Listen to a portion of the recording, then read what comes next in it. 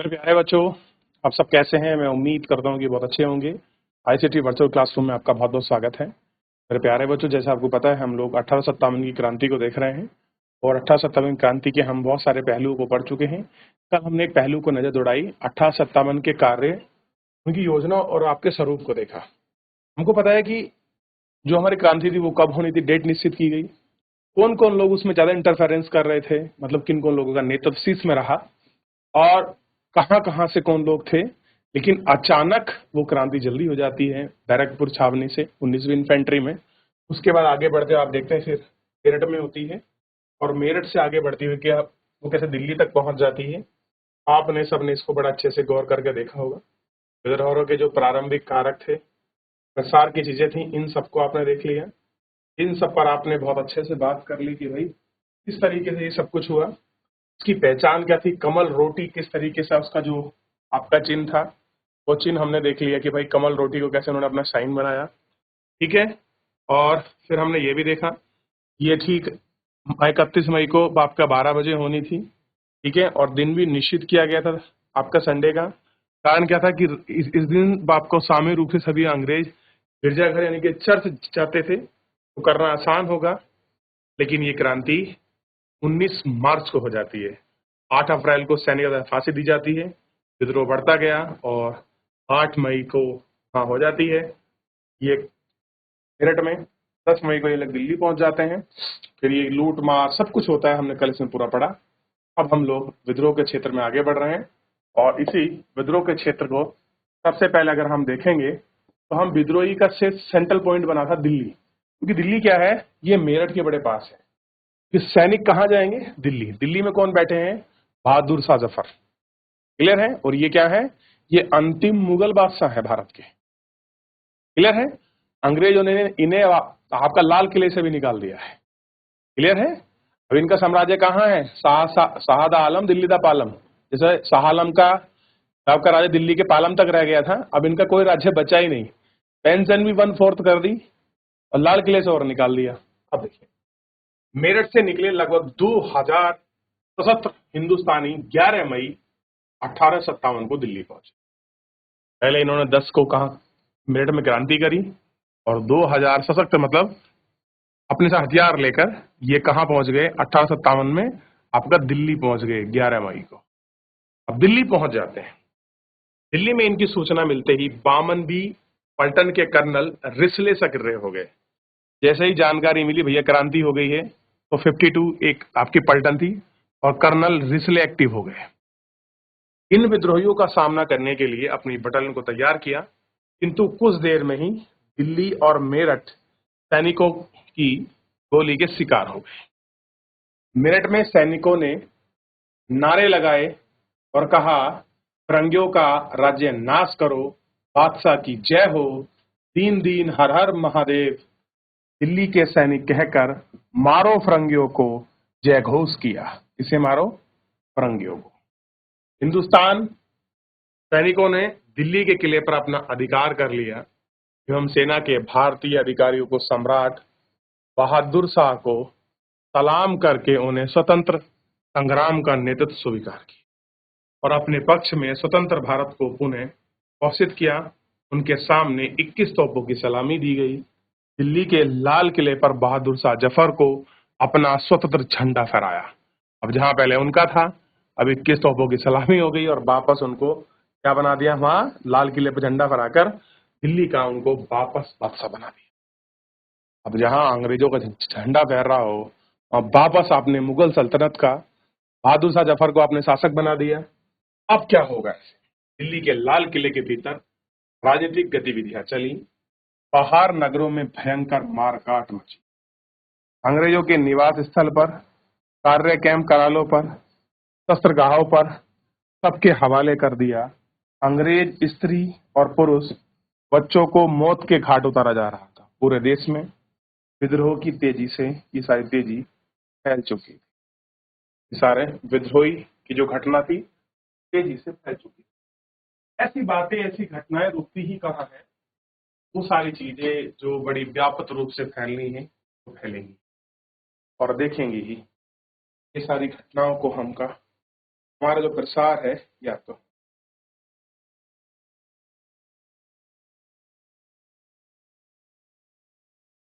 सावरकर ने इस संदर्भ में 11 मई को दिल्ली में अंग्रेजों का नरघोष आरंभ किया।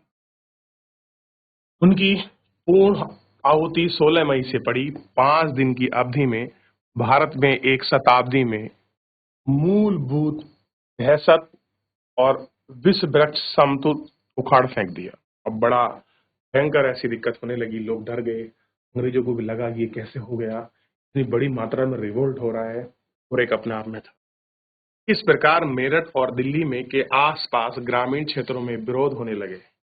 रिहा किए गए कैदियों, जो रिहा किए गए क्या थे, जो आपके कैदी थे, सिपाहियों और यात्रियों के मध्य मेट में खबर तेजी से फैली कि दिल्ली के निकट हिंडन और सिकंदराबाद, दिल्ली के दक्षिण पश्चिम में गुड़गांव, पलवल, शोभना, लहू, रेवाड़ी जैसे नगरों में विद्रोह और लूटमार की घटना होने लगी। हिंडन गाजियाबाद में नदी है, सिकंदराबाद शहर पड़ता है नोएडा और बेसिकली यूपी में है, ये भी पास ही है दिल्ली, और दिल्ली के में स्थित है गुड़गांव, जो आपका वर्तमान में गुरुग्राम है।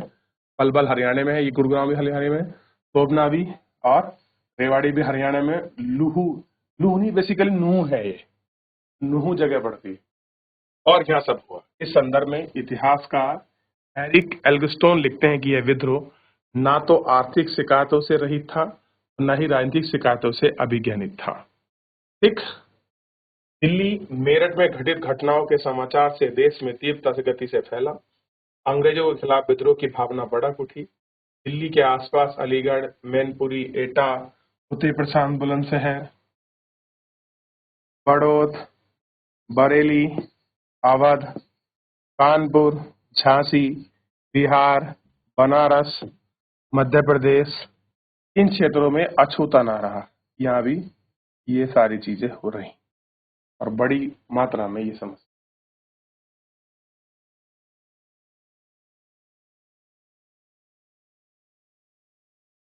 अब अवध और लखनऊ, अवध और लखनऊ में क्या स्थिति थी ये क्रांति की, आप इसमें देख सकते हैं। बेगम हजरत महल, अवध के अपादित नवाब वाजिद अली शाह, ये कौन थे, अवध के नवाब थे वाजिद अली। इनमें से 1857 के विद्रोह में लखनऊ में झंडा फहराया। बेगम हजरत महल हो या नवाब वाजिद अली शाह, ये लखनऊ में थे। क्योंकि अंग्रेजों ने सन 1857 में जन क्रांति से पूर्व अवध को हड़पना चाहते थे। अवध की राजधानी लखनऊ थी, तो अवध था इसकी राजधानी लखनऊ थी, और असंतोष व्यापक, सैनिकों ने 30 मई को रात 9 बजे विद्रोह कर दिया। विद्रोह में कौन इंटरफेयर, सैनिकों ने विद्रोह किया। सैनिकों के विद्रोह करने का कारण था, जैसे मैंने आपको पहले बताया कि अवध का कुशासन के आरोप पर डॉक्ट्रिन ऑफ लैप्स के तहत उसका विलय करना। यही अवध के बहुत सारे लोग आपका ब्रिटिश सेना में थे, और अवध के लोगों पर जबरदस्ती कर थोपना, और उनकी परंपरा और जो उनके रीति और जो उनके कल्चर थे, उनके कस्टम थे, उनमें ज्यादा इंटरफेरेंस करना, ये सारी बातें रही। विद्रोहियों ने अवध की अंग्रेजी बंगाल का प्रहार किया। लखनऊ में विद्रोहियों ने अंग्रेजी पर हमला हेतु चिन्हाट नामक ब्रिटिश रेजिडेंट हेनरी लॉरेंस ने हमला किया, किंतु सेना ने भी विद्रोही सिपाहियों से मिली। उपरांत हेनरी लॉरेंस की मृत्यु हो गई, अंग्रेज हार गए। इस प्रकार 1857 में सबसे भयंकर युद्ध अवध की भूमि पर लड़ा। सबसे बड़ा युद्ध कहाँ लड़ा गया, अवध की भूमि पर, क्योंकि यहाँ क्या होता है, हेनरी लॉरेंस की मृत्यु हो जाती है अवध में। लखनऊ में हुए विद्रोह के पश्चात सीतापुर, फैजाबाद, वर्तमान का जो अयोध्या वाला, गोंडा, सुल्तानपुर में शीघ्र आपका विद्रोह का बिगुल बजा। 31 मई से 10 जून के बीच लगभग अधिकांश अवध राज्यों में अंग्रेजों के चंगुल से निकल गया। अब कैसा हो गया, ये अधिकतर अंग्रेजों का जो चंगुल था उससे ये फ्री हो गए। अब हम पहुंचते हैं कानपुर, कि लखनऊ के पास ही कानपुर, और अब अगर आप कानपुर की स्थिति को देखोगे तो कानपुर की स्थिति आपको दिखाई दे। 4 जून 1857 को कानपुर में विद्रोह का नेतृत्व नाना साहब ने, यहाँ कौन आए आपका, नाना साहब इसका नेतृत्व कर रहे थे। कानपुर अंग्रेजों के हाथ से निकल गया और अंग्रेजों के सेनापति सर हैयू विहिर यहाँ से पदानस्त से नाना साहेब की सहायता हेतु अजीमुल्ला खान, तात्या टोपे, नाना साहब इस युद्ध का संचालन एक कूटनीति निर्धारित की। ऊपरी तैनात से अंग्रेजों के मित्र बने। लगभग एक वर्ष की तैयारी के उपरांत 4 जून 1857 को आधी रात को अचानक कानपुर छावनी में 3 फायर हुए। विद्रोह का शंखनाद हो गया। सिपाहियों ने पूर्व नियोजित योजना के तहत अंग्रेजी इमारतों में आग लगा दी, झंडा गिरा दिया, झंडे फहराए। 5 जून को अंग्रेजी खजाना और मैगनीज दोनों विद्रोह अपने हाथों में ले लिया। तो मैगजीन थी, मतलब मैगजीन का मतलब होता है जहां पर ये आपका बंदूकें रखी जाती हैं, शस्त्रागार, उनको सबको अपने कब्जे में ले लिया। किंतु नाना साहब सिपाही विद्रोह से आकर मिले। भारतीय सिपाही एवं नगर निवासियों को नाना साहब को चुना। इन्होंने अंग्रेजों किलों को महरास की और जनरल व्हीरल ने चेतावनी दी। क्लियर है? इन्होंने आपकी चेतावनी दी। जब कोई जवाब ना मिलने से तोपों पर आक्रमण किया गया, अंग्रेज मारे गए और कुछ आपका घायल हो गए। गोलाबारी में 21 दिनों तक चली और अंत में व्हील ने समझौता। कैसे है कि गोलेबाजी चली और आखिर व्हील ने आपका कानपुर में समझौता करना पड़ता, क्योंकि इस तरह से क्रांति फैल रही थी, लोग विद्रोह बहुत बड़ी मात्रा में कर रहे थे और सैनिक व्यवस्था नहीं थी। क्लियर है? चलिए, कानपुर के विद्रोह में सती चोरा घाट पर हत्याकांड इतिहास में सबसे महत्वपूर्ण घटना। तो कानपुर का एक जगह है सती चोरा घाट, मेरे इतिहास में सबसे अत्यंत महत्वपूर्ण घटनाएं मानी जाती है। किले में कैद अंग्रेज स्त्री और बच्चों को बच गए नाना साहब ने सुरक्षित इलाहाबाद पहुंचाने का वादा किया, किंतु किले में 1.5 किलोमीटर दूर सती चौरा घाट पर इन सिपाहियों की कश्तियों में बैठाया गया। इलाहाबाद व उसके आसपास में हजारों मनुष्य, बाल बच्चे, स्त्री, जो कि कन्नन नील के अत्याचारों के क्रोध से अग्नि में जल रहे थे, वे एकत्रित हुए और 27 जून की सुबह 10 बजे सती चौरा घाट पर एकत्रित भीड़ ने एक व्यक्ति ने कर्नल एडवर्ड पर हमला कर दिया। ऐसे किया, कर्नल एडवर्ड पर हमला कर दिया। बस फिर थोड़ी ही देर में मारकाट प्रारंभ हो गई, अंग्रेजों की मृत्यु हो गई। किंतु नाना साहब ने इसका समाचार प्राप्त होते ही उन्होंने स्त्री और बच्चों को किसी तरह से नुकसान नहीं पहुंचाया, जिससे बच्चों और स्त्रियों की जान को बचाई। चूंकि सीता चोरा घाट का हत्याकांड सही नहीं था, किंतु जनरल नील और उसके सिपाहियों के अत्याचार का ही परिमाण था। जो लोगों ने जो उन पर अत्याचार किया, लोग उनसे बड़े रुष्ट थे और उसी के परिमाण ये देखने को। अब कहानी झांसी की है कि झांसी में स्थिति कैसी थी। अगर आप इसको देखोगे तो क्लियर होगा। लॉर्ड डलहौजी ने व्यापक सिद्धांत के द्वारा गंधर्वराव के पुत्र, झांसी के राजा थे गंधर्वराव के पुत्र, दत्तक पुत्र हैं बेसिकली, दामोदर राव को नाजायज कहकर झांसी की संपूर्ण संपत्ति व राज्य को अधिकार कर लिया। उन्होंने कह दिया कि भाई ये जो उनकी औलाद है नाजायज है, यानी कि ये वैलिड नहीं है, और राजा का जो शासन है वो अब क्या हो जाएगा, कंपनी के अधीन चला जाएगा और रानी लक्ष्मीबाई को पेंशन दी जाएगी।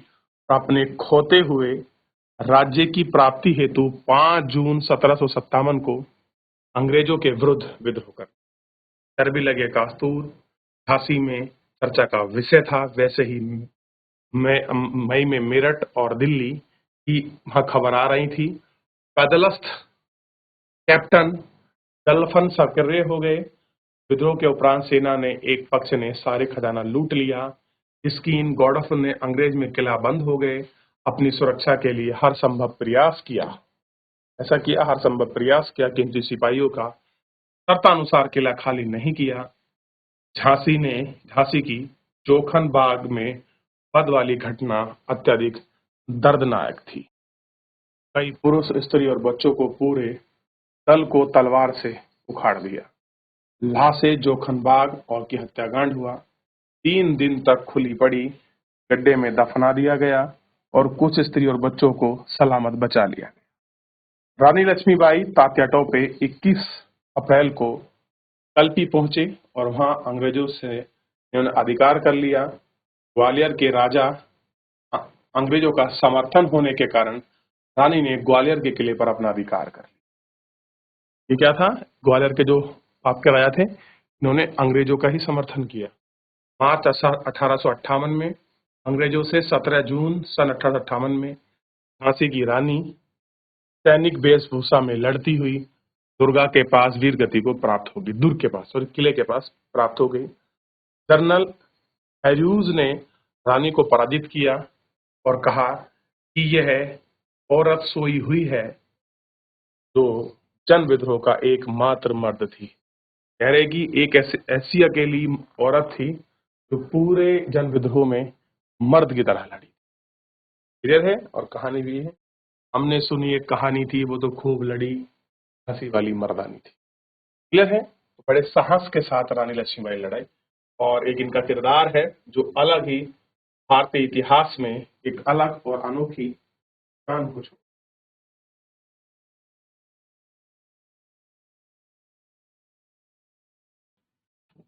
हो गया, आगे बढ़े।